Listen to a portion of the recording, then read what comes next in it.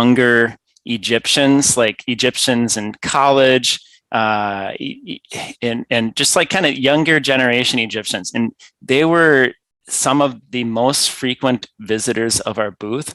And it was amazing to see the excitement and interest, general interest and openness to nuclear. Seems like more than any other group. And I think that goes to, because they're aware of Aldaba being built, and when it's going to be complete, it's going to be whatever large, I mean, it's almost 5 gigawatts when it's finally completed. Contrast that to their current largest plant, which I believe might be the High Dam in Aswan, which is like 2 gigawatts. But I mean, just imagine the opportunity that they have with jobs, power, so much more power coming to their area. So they're really excited and passionate about it. Funny thing about Aldaba was I was checking into a hotel. I got to Egypt like a week early and checking into the hotel. And I hadn't I was familiar with Aldaba, but the name wasn't like top of list on my head. And the guy that I was checking into the hotel with was somebody that works in energy in the UK, and he saw the book I was reading on the plane, which I sat next to him, which was gosh, now put me on the spot, I can't think of it. Age of Energy. So he's asked me what I do, and I told him I'm with Generation Atomic, going to COP27 next week, and he's like, "Oh, Aldaba," and I have this blank. He says, "Oh, Aldaba," I have this blank stare on my face, and I feel like I lost all credibility. I was like, "Aldaba," he says, and I look at him, and then he says it again. But anyways, so I made sure before I went to COP26, I did my research on this to understand all the details of it. But perfect. Anyways, funny story. Any amusing stories from you, Vishesh? It's yeah. In terms of what happened at COP, it's great. It's just meeting the people, because as you were saying, I was part of the organizing team, so worked 9 months with the team setting up like what to do with COP in terms of setting the tone for the activities. And just going there and meeting those people I think that was the best part for me, like hearing different stories. And the funny thing, and I met Matt in Washington, funny thing, and I was telling him where I was from. So I'm from a small island called Mauritius, which is a small island development state, like as per the United Nations terminologies for the island. And I was like, when people ask me where I'm from, I tell them from Mauritius. They're like, "Oh, where is that?" And I'm like, so I kind of do an explanation. So at COP, like I learned there are so many other countries I didn't know about, like Cayman Island. Like there's so many islands that I didn't know, and like I was like, wow, okay, I need to ramp up my geography. But yeah, it was nice, like just meeting people from all over the world and these kind of stuff. That's amazing. I know that you're short on time, Vishesh, so please, if you have any other wisdom for us in your last 8 or 9 minutes, please. What was say I think the most hopeful you feel about nuclear after a COP27? I feel the most hopeful because let's track since we started at COP, like nuclear presence at COP. The big one was COP21. That's where the organization I'm involved with, Nuclear for Climate, has started having a presence. They started with less than 10 volunteers at COP21. COP27, we have 96 volunteers. So that shows the progress we had.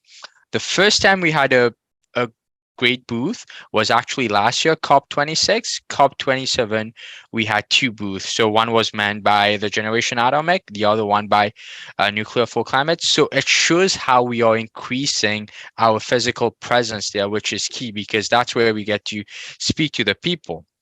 The second thing, it's in terms of events we are doing at COP27. Because why we need to have events? Because then the non-nuclear people get to come and listen and see the benefit. This year, we had more than 10 events nuclear related that people kind of came in, asked questions, challenges as well, which is important, but the presence was important. So that's what I find hopeful. So I feel like from now on, we keep building. But having said that, one thing that I saw, again, this being my first COP, so each countries have their own pavilion where they display what they are doing for the climate. And went to a lot of pavilion, for example, US, Canada, India, China. It's interesting, only one country in their pavilion mentioned that nuclear plays an important part in the electricity mix and it's part of the solution, and that was UAE. But other countries, even China, are building new nuclear reactors. They didn't mention it. India had a great booth. They spoke a lot about renewable energy, but didn't mention nuclear, even though India, I believe, nuclear needs to be ramped up there. So that's a concern I saw first in terms of countries or like pavilions still feeling like it's still not a safe space to speak about nuclear.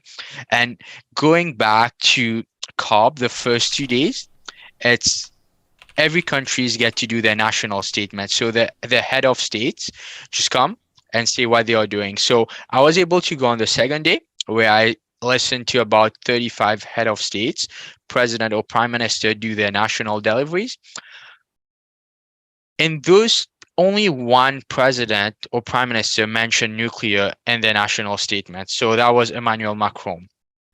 The others didn't. So even though there's 32 countries that currently have nuclear plus Taiwan, 10 countries, including Egypt, are in the process of building nuclear. So our presence there should lead to more of these heads of states, more of these policymakers being okay to mention, yeah, nuclear energy is good. We need it to be part of the mix, and not just doing it, and then not feeling safe to talk about it in a big conference such as COP. That's amazing. And so just to reiterate, COP28 will be on between November 6th and 17th, 2023 in the UAE, in Dubai, if I'm not mistaken. So this is another really wonderful opportunity to bring nuclear advocacy to the climate talks. And of course, there are folks who are asking for a boycott of the UAE COP meetings. So this is just more negative resentment, I guess, since nuclear has become involved in climate talks. And I think that we really need to look for more allies. Any closing thoughts about where we find allies between nuclear and non-nuclear folks after you've been to COP27? Yeah, and exactly. So this is where we need to improve, right? So it's great we are there, we do events, but we just have nuclear people in our panel.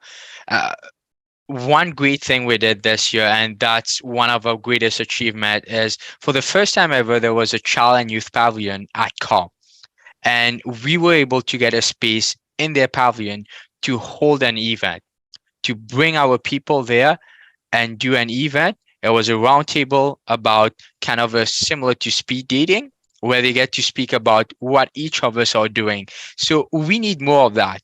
And for example, where we can find more allies, we know like groups like Women in Renewable Energy Wire or the SDG7 team, we are collaborating with them. So like ramping up that support, not in terms of just them coming to our event, but also them feeling safe for us to go to their panel, speak about the role of nuclear will be key. So it's not just during COP that work has to be done. It's between COP as well. It's where this collaboration form and where this talks keeps going. So that's going to be key because we need more allies. And actually, our message is not that we need nuclear. Our message is together is better, because we say alongside wind and solar, we need nuclear to complement the wind and solar. And that's why we need those allies. And we're not working in silo at the end. Right. And I find that really important and really effective when I start to talk to non-nuclear people and ask them, well, what percentage of the Earth's energy do you think should come from nuclear? And I tell them, well, my number, and I'm a nuclear advocate, my number is 25% by 2050. And some people think that, whoa, that's way too low. You're not a nuke bro if you're only 25% nuclear. But this is closer to reality, where we simply will not be able to satisfy the world's energy demands only building nuclear. It would be 4 gigawatts every month between now and 2050. So there is plenty of room for renewables in the short term, at least, if not the long term, if not forever. What's your numbers, everyone? I'd say at least 50. Very optimistic, Matt. Yeah. I guess I haven't thought about it as far as a percentage, but if you look at the pie chart of either, you name it, either electricity production, or if you look at all of global energy production, all energy, there's so much. I mean, it's like 80% fossil fuels. Oh, now. yeah. So it's not like there's room for everybody to grow here. So I think the real decision is what's the best suited product to get the job done. And so renewables might make sense in certain areas where it's particularly well suited, but there's a lot of other areas where it doesn't make sense. And so I think we need to look at what's best suited to get the job done where the location is. Awesome. Any final comments? I know you have to go, Vishesh. Yeah, I going back to the boycott, and I just wanted to ask Matt and Vishesh this, because what I read about the boycott, it was centered around the fact that the fossil fuel industry was so well represented, and that when they talk about the climate, they don't even talk about fossil fuels. They will talk about decarbonization only. And that was, I didn't see nothing against in that boycott, that at least what I was reading, that had anything to do with nuclear power. Am I wrong about that? Yeah. So go ahead. You want to try it? I want to say, like, I was reading reports again, like being in COP, you are so into your activities, but after getting back, I was reading some other report. Like, one thing that should have been improved for COP27 is, as you were saying, those fossil fuel people that's coming. So it was one of the highest attended COP by fossil fuel lobbyists, right? It was around 700. UAE and they break those down by countries. UAE actually had the most fossil fuel lobbyists. So that's something that we need to improve, right? We can't, because in COP26, we remember a lot of these negotiations went late because of the terminologies. Like, do we phase down fossil fuel or do we phase out fossil fuel? So they changed it from phase out to phase down. So that was a compromise that lots of countries didn't want. We wanted to phase out, right? This year at COP27, the conference actually ended on the 17th, on the 18th, sorry. But the negotiations actually went for 2 more days during the weekend, because again, they were looking at compromises they couldn't find, and they changed terminology so that, like, these statements have to, like, we need to agree that fossil fuels has to be phased down, basically. Wonderful. So thank you so much for joining us, Vishesh. And we'll continue to check out, we'll continue to develop this part of the topic, but I know you have to go. So we'll, of course, have this on the Ecomodernist channel on YouTube, and on my channel, Soyaddle, on twitch.tv, as well as the Ecomodernist Society of North America on Facebook. So thank you again, Vishesh, the president of a NAYGM chapter in Durham, Ontario. Thank you, everyone. Bye-bye. Awesome. So yeah, and maybe it's me being a little, considering the source of this criticism of COP28 is Naomi Klein, who is very definitely anti-nuclear, and so being that the UAE can really only point to their nuclear plants as their climate friendly solution, that seems like it has something to do with this. Yeah, but it doesn't. There's no really smoking gun. Let's put it that You're way. right. You're right. There's no smoking gun yet. Yeah, she kind of avoided making any kind of a statement just regarding nuclear in that link that you posted. So she's trying to make it about other topics. Yeah, which is pertinent, though.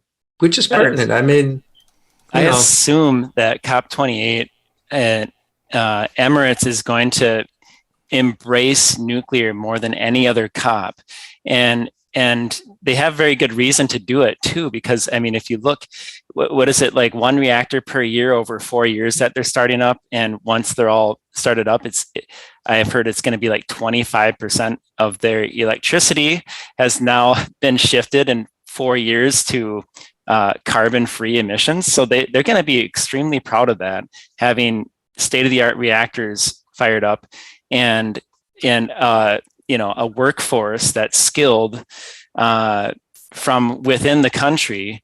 I mean, I think they're going to be extremely proud of that, and I imagine this will be the most nuclear-friendly COP we've ever seen. Very much so. I'm hoping that people start to pay attention to the fact that if the UAE gets enough nuclear penetration, they're going to be able to start reducing their process heat fossil fuel consumption as well. Because after all, we burn fossil fuels to refine, pull it out of the ground, transport. So just to get fossil fuels to us. So that's where the big gains are to be made. Desalinate a lot of water with it too. Right? And those are running 24/7. They never slow down except for maybe for maintenance. I mean, potentially, this could be the next country that has rapidly decarbonized their grid through the build of nuclear power. I mean, it's not all going to be done with Baraka, but it's certainly one more Baraka, and then they've got a pretty clean grid comparatively. Yeah, my biggest hope is that they will start a new nuclear build, a new let's say sister plant to Baraka, or perhaps more units added to Baraka after they have had several years of operations. The big challenges, of course, are energy demand and demand for new nuclear in the rest of the world, and we really need to spread it as far and wide as we can so that we build up that capacity and we can actually get going everywhere, because that's I mean, we need a China-sized economy focused on this problem everywhere in the world. Like all 4 quadrants of the planet need to be going. Yeah, every nation really should be starting at least one nuclear project.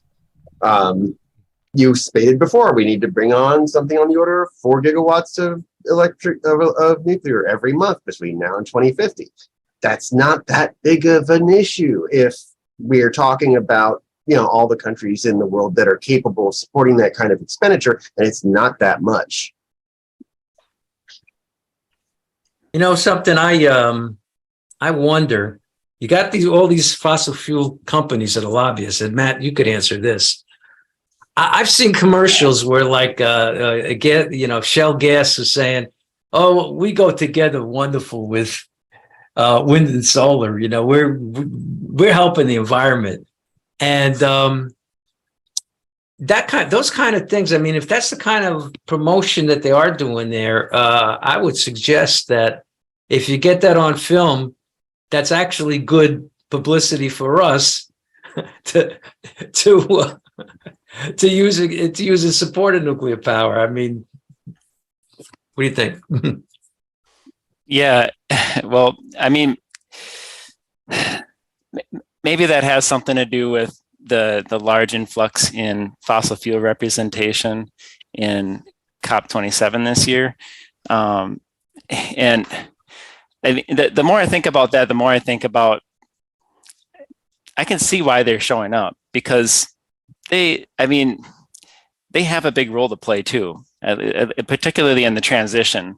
And there's so many people that are pushing for this aggressive shift away from fossil fuels without understanding the implications that is involved. I mean, shifting from a fuel that's, easily available out of the ground, ready to be used with, limited amount of refining and processes before it's available, to something like wind and solar, which requires lots of mining, lots of manufacturing, and certainly not anywhere near as dense of an energy source. That whole transition, it's not going to be done rapidly, and so you need, like, fossil fuels has a role to play, and so I can understand why they're there, but yeah, I mean, on go ahead. Yeah, it was somewhat surprising to me to hear Secretary Granholm and the DOE really positively talking about natural gas in Pittsburgh at the Global Clean Energy Action Forum. This is what I call the half COP, which was the last one that I was privileged to go to. It is true that switching from coal to natural gas will make our grid more adaptable to wind and solar penetration, but we also need additional clean baseload, because the more chaotic it gets in general, the more dependent we are on that energy market. So while fossil fuels have a role to play, we definitely need to make sure to keep room for the clean baseload. Yeah, one thing we did a really great job of at COP is helping to kind of realign people's understanding of everything has a cost, and not just nuclear. We almost wanted to take a nap whenever we heard the term. People come up and say, well, nuclear sounds good, but I mean, I'm concerned about the waste, or I'm concerned about doing it safely. It's like, that's all we heard all day. And so, like, being able to sort of talk about, look, there's costs to everything, and it's like wind and solar, hydro, fossil fuels, they all have their costs as well. I remember having some really long, good conversations that a guy named Deepak from Nepal's built their entire grid out. It's basically, I think might be 100% hydro, or nearly 100% hydro electricity production. But they built these dams years ago and are just now realizing the huge implications of fish migration and how it's affecting that. And so this guy, Deepak, is traveling around the country, re-engineering these dams, building ladders so that the fish can migrate upstream.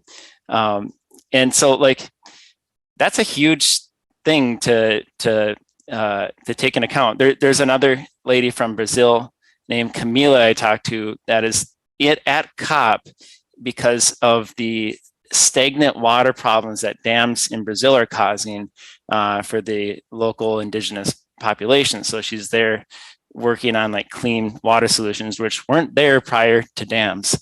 And then the big elephant in the room, being in Egypt, was I got a chance to tour the Aswan Dam, and it's just this is the big dam on the Nile River, and it's an amazing feat of engineering that they built in the 50s. They built it all out of local construction supplies that were there. So no concrete was made in the dam. It was all made of clay, sand, and rock. They shipped in like 10,000 Russians to live there for 5 years during the construction of the dam. It's this huge undertaking. But if you look at what happened is, the Nile River doesn't have a whole lot of elevation change. So as a result, when you have a big dam like that, you're going to flood a lot of area.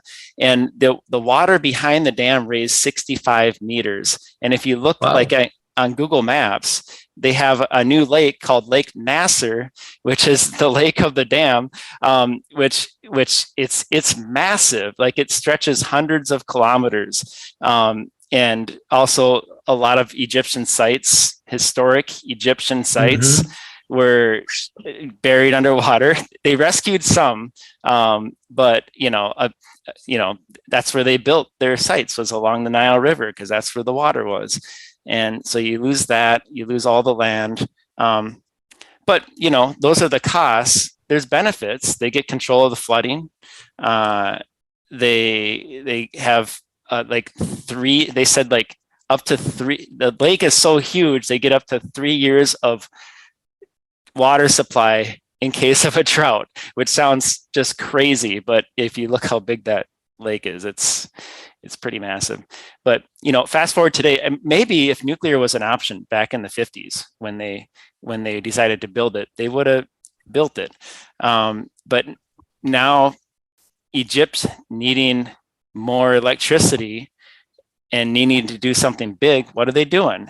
Well, they're building a nuclear power plant, and a massive one that's going to dwarf any other plant they've built to this point.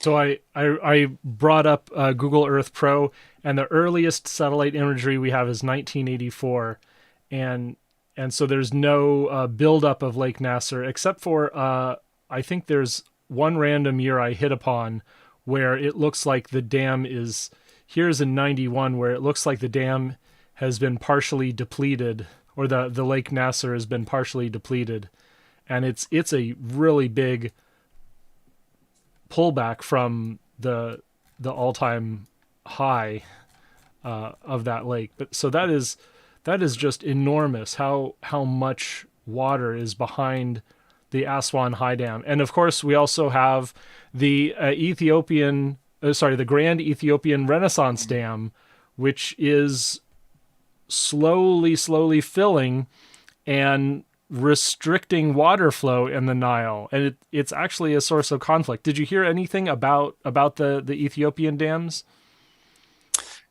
No, not much. I even feel like it's been stalled now due to like some political hiccups. But I'm not very familiar with it.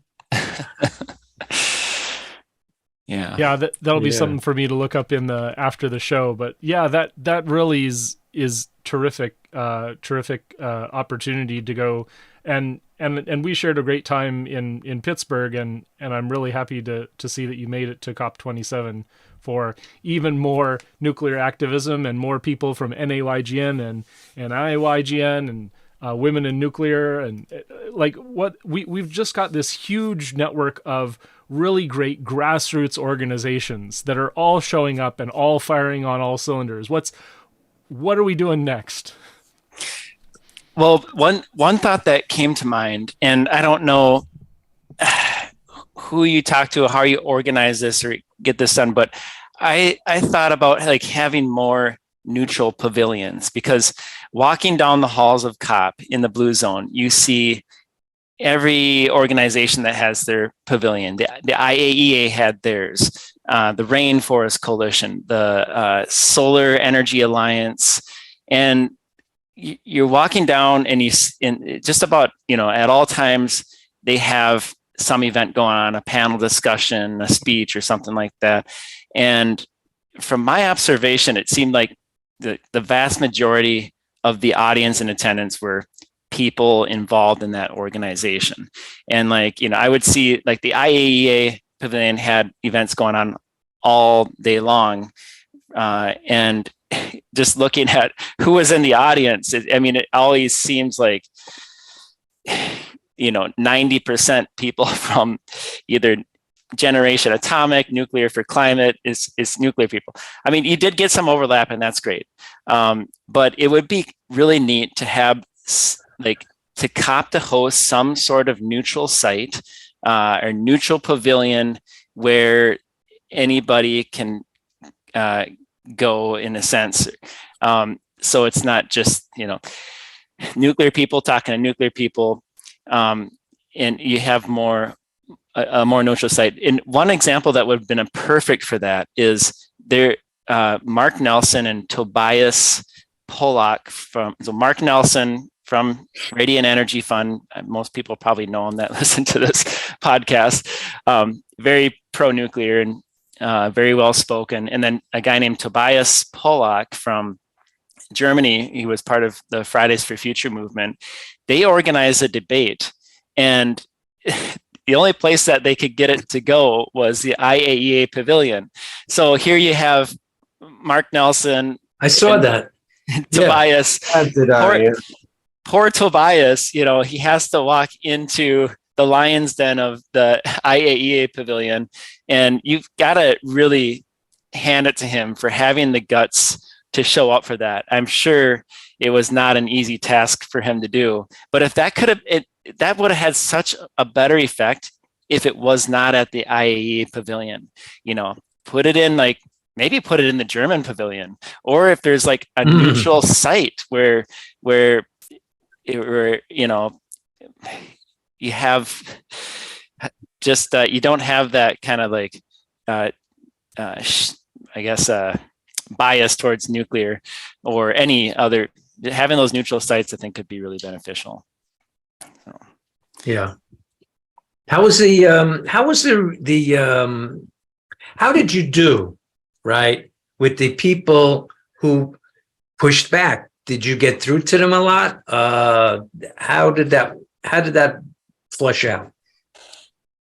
Well, we had these two booths that Vishesh mentioned earlier, and I spent the majority of my time at the smaller booth, which I liked better because the location facilitated much, at least in my experience, better, longer conversations. The one where the other event, or the bigger booth was also kind of an area where people are coming and going kind of quickly.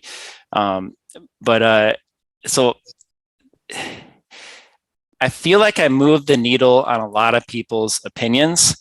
I feel like it's almost impossible to change somebody's opinion outright, but having that booth in the area was where people would come up and visit, and when you got to talking with them, you can tell there's no hurry, that they don't have to be anywhere.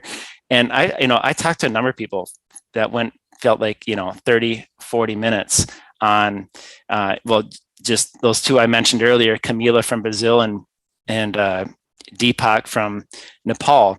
None of them had any real knowledge of nuclear or real strong opinions, which I feel are the easiest people to help move the needle. But we also were located right next to this, which is great, right next to this major anti-nuclear movement. And so they got a taste of both perspectives for sure. I should share with you a funny story. In our mini booth, we had done some research to look at countries' electricity production and find out how dirty it is, how many grams of CO2 per kilowatt hour is produced. And we had a list of about 30 countries, ranging from Poland being really high up with all the coal, Sweden being down, I think they're like less than 1% fossil fuels. And the idea showing up was we were going to blow a bunch of balloons up. We had balloons that could get pretty massive in size, and we would have different countries with different sizes of balloons representing how CO2 intense their carbon emissions are. And we had to pick countries which would fit within our balloon size. So like our heaviest, our most dense fossil or carbon electricity balloon was China, even though there were other ones that were bigger, but China was the largest size balloon we could have blown up for the balloons that we had. And then so China sitting there with the biggest balloon at our booth. Next is Germany, slightly smaller. Then next we have France, which is significantly smaller. Costa Rica, smaller yet, they're like 100% hydro almost, and then Sweden, the smallest. Well, it didn't take long for China.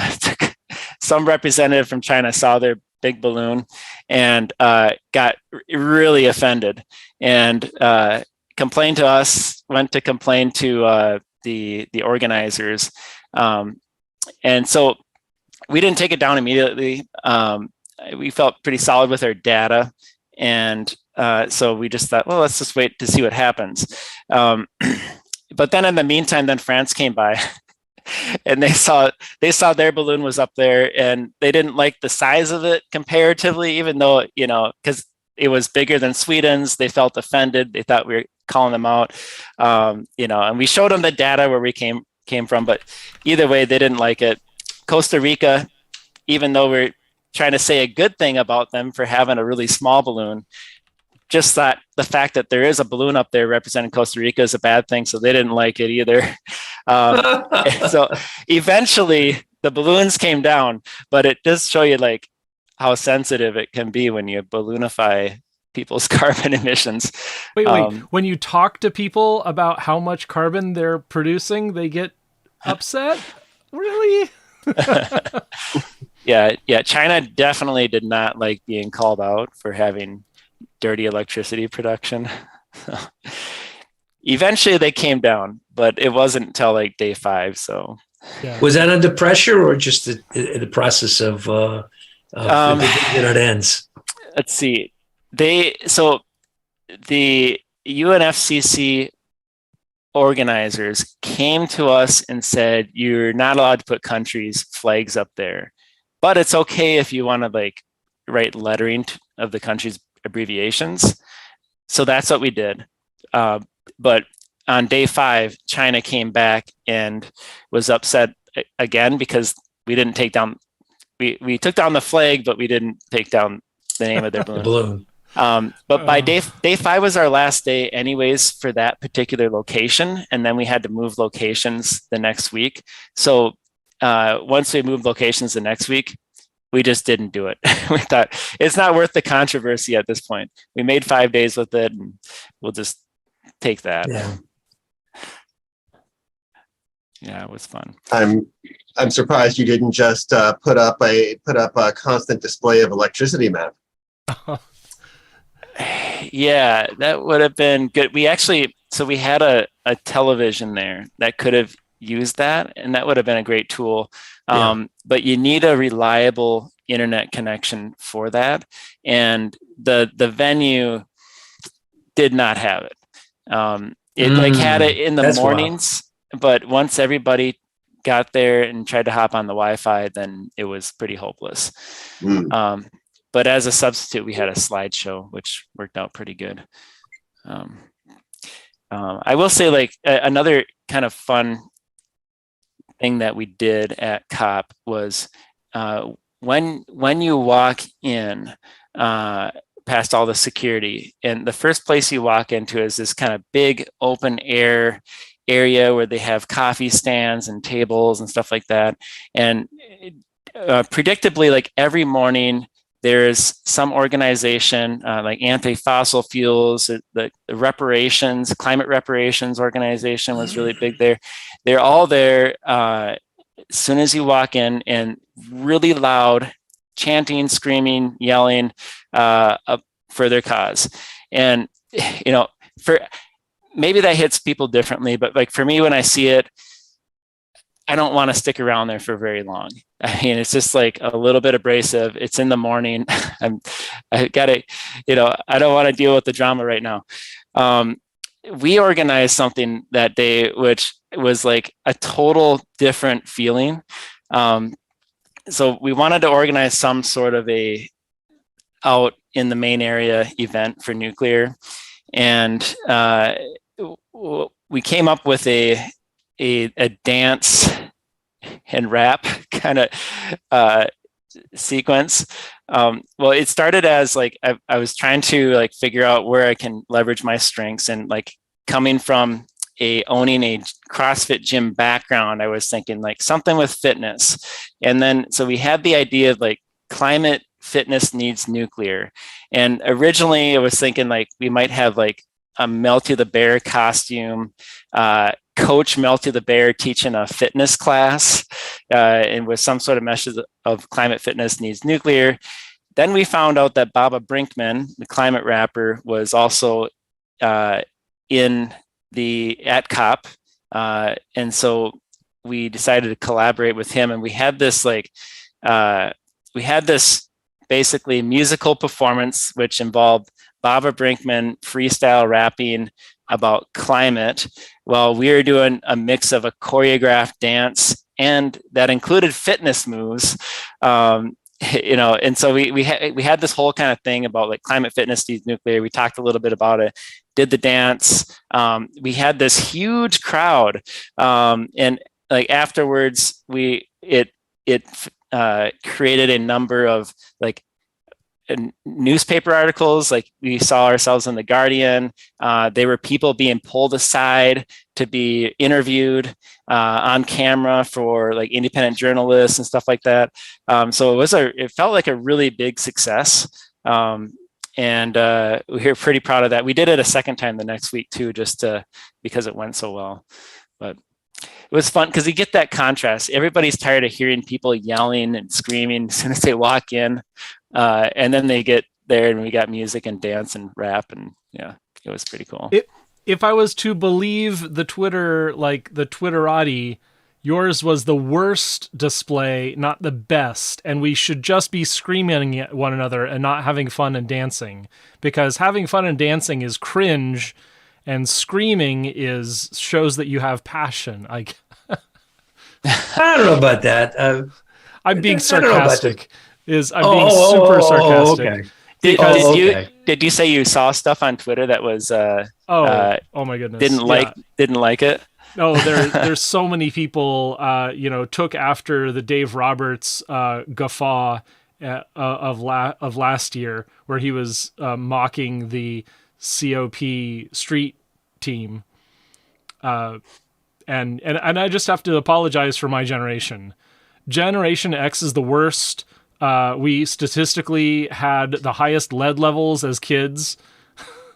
we don't know how to have fun. We really just want to pretend like we're cooler than everyone else to cover up our own, insecurity and lead poisoned brains. That's all I got. We're definitely we're the oldest. We're the oldest, but we're too old to have fun anymore, though. we had the most fun. I must say it was my first experience trying to give even just a brief speech before we started about nuclear, to make that connection of what we were about to do. And during the speech being shouted down. So, I mean, that definitely threw me off a little bit, but it's a whole different experience. I've never had that before. But yeah, I mean, that just shows you why we needed to be there. I mean, Imagine if nobody from nuclear was there and nobody was talking about nuclear at COP27. It's like that's.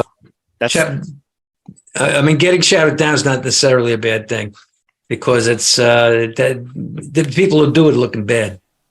I don't care what the cause is. I mean, to anybody with any sense, Yeah, totally true. Well, I want to thank you so much. We're coming up right around an hour. Any final thoughts about COP27?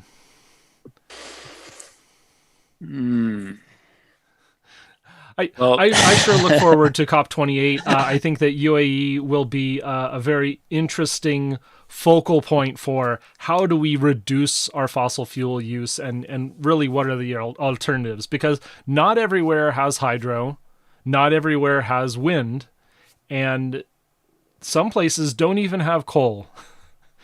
And so what's the worst fuel that you can burn for electricity? It's oil, and that's really what's happening there in UAE, is they're burning oil for electricity. It's pretty That's bad. the worst. Yeah. Yep. I guess one final thought I had, and I don't know if this leaves it at a super positive, but like if you think about the 45,000 people that all flew into Sharm el Sheikh, myself included, and the amount of fossil fuels burned in getting there. I mean, it makes you think, like, do you need all those people there? And do you need to burn all those fossil fuels to get there? Because it definitely does feel in stark contrast to what the mission is.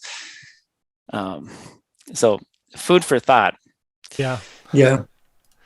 Absolutely. I think I feel that we're winding down, so I'm going to look for someone for us to raid into here on Twitch, and also I want to thank you so much, Matt, for your work in the climate, for going to Sharm el Sheikh, Egypt, to COP27 to advocate for nuclear, and it's just amazing to see what we've been able to accomplish these last few years in terms of nuclear advocacy.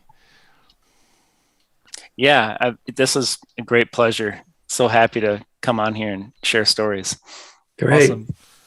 Thank you so much. So I'm going to send us to commercial, and I'm not sure yet. Maybe we will try to shoot our shot and raid Carter. Really cool, progressive commentator person, and hopefully we can get some attention from the channel. So thank you so much, everyone, for your contributions. This is the Ecomodernist channel live. You can find us here every Sunday, 11 a.m. Pacific, 2 p.m. Eastern, where we talk about nuclear energy as a climate solution, where we talk about advanced agriculture and GMOs as a solution for food, where we talk about modern medicines and gene therapy as a way to help humanity survive and overcome the debt of our genetic legacies. Thank you so much, everyone. And space. Yeah. Yes. Unfortunately, Tim's not here, so Yeah. I will lead us out with emissions first, peace and justice will follow. Thank you. All right. I want to speak to you about a new organization called the Ecomodernist Society of North America. I'm here because we are in the midst of a potentially monumental ecological crisis. It is only through a new environmentalism 2.0 that progress can be made. We believe that our only hope for human advancement and even human survival is through the exponential advance of science in the service of humanity.